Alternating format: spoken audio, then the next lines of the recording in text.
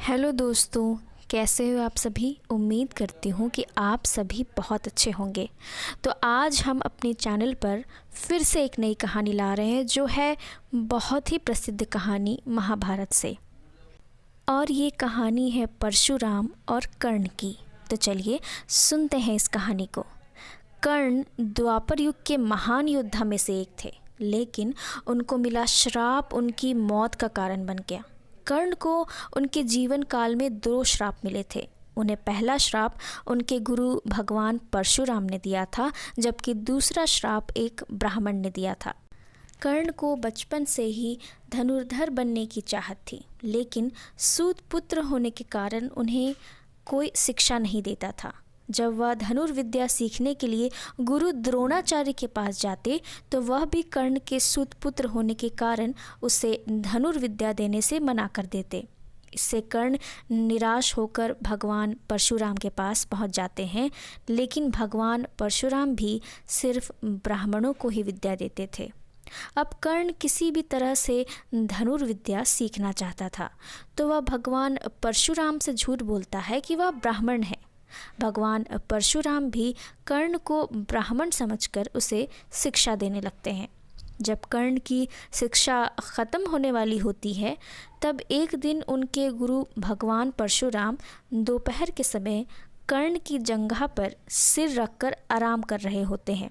थोड़े समय बाद वहाँ एक बिच्छू आता है जो कर्ण के जंघा पर काट लेता है। अब कर्ण सोचता है कि अगर वह हिला या बिच्छू को हटाने की कोशिश की तो गुरु परशुराम की नींद टूट जाएगी। इसलिए वह बिच्छू को हटाने की बजाय उसे डंक मारने देता है। कर्ण काफ़ी समय तक बिच्छू के डंक से होने वाले दर्द को सहता रहता है। फिर जब कुछ समय बाद गुरु परशुराम नींद से उठते हैं तो वह देखते हैं कि कर्ण के जांघ से खून बह रहा है। यह देखकर भगवान परशुराम गुस्से में कहते हैं, इतनी सहनशीलता सिर्फ किसी क्षत्रिय में ही हो सकती है। तुमने मुझसे झूठ बोलकर ज्ञान हासिल किया है, इसलिए मैं तुम्हें श्राप देता हूँ कि जब भी तुम्हें मेरी दी हुई विद्या की सबसे ज़्यादा ज़रूरत होगी, उस समय वह काम नहीं आएगी। इससे निराश होकर कर्ण अपने गुरु से कहता है कि वह स्वयं नहीं जानता कि वह किस वंश और कुल का है। ऐसे में वह सारी बातें अपने गुरु परशुराम को बताते हैं। यह जानने के बाद भगवान परशुराम को श्राप देने पर पछतावा होता है, लेकिन दिया हुआ श्राप वापस नहीं लिया जा सकता। इसलिए वह अपना विजय धनुष कर्ण को वरदान के रूप में देते हैं। इसके बाद कर्ण भगवान परशुराम के आश्रम से विदा लेते हैं। इस घटना के कुछ वर्षों बाद एक दिन कर्ण जंगल में किसी अत्याचारी राक्षस का पीछा कर रहे होते हैं।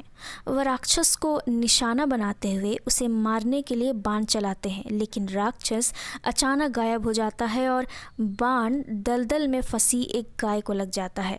बाण लगने से गाय की वहीं पर मौत हो जाती है। उस गाय का स्वामी एक ब्राह्मण होता है जो गाय की दुर्दशा देखकर कर्ण को वहीं पर श्राप दे देता है। श्राप में ब्राह्मण कहता है कि जिस तरह तुमने एक असहाय गाय को मारा है, ठीक उसी तरह ही एक दिन तुम्हारी भी मृत्यु होगी। आगे चलकर इन दोनों श्राप का प्रभाव महाभारत के युद्ध में नजर आया। युद्ध के दौरान कर्ण के रथ का पहिया दलदल में फंस जाता है।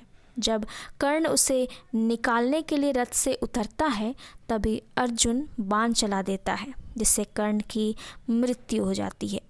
तो दोस्तों, ये थी कर्ण और परशुराम की कहानी, और मुझे पूरी उम्मीद है कि आपको यह कहानी ज़रूर पसंद आई होगी। अगर पसंद आए तो इसे लाइक, शेयर और सब्सक्राइब करना ना भूलें, और हमें कमेंट करके ज़रूर बताएं कि आप किस तरह की कहानियाँ सुनना पसंद करते हैं। तो चलिए मिलते हैं अगली कहानी के साथ अगले दिन। तब तक हंसते रहें, खुश रहें, मुस्कुराते रहें।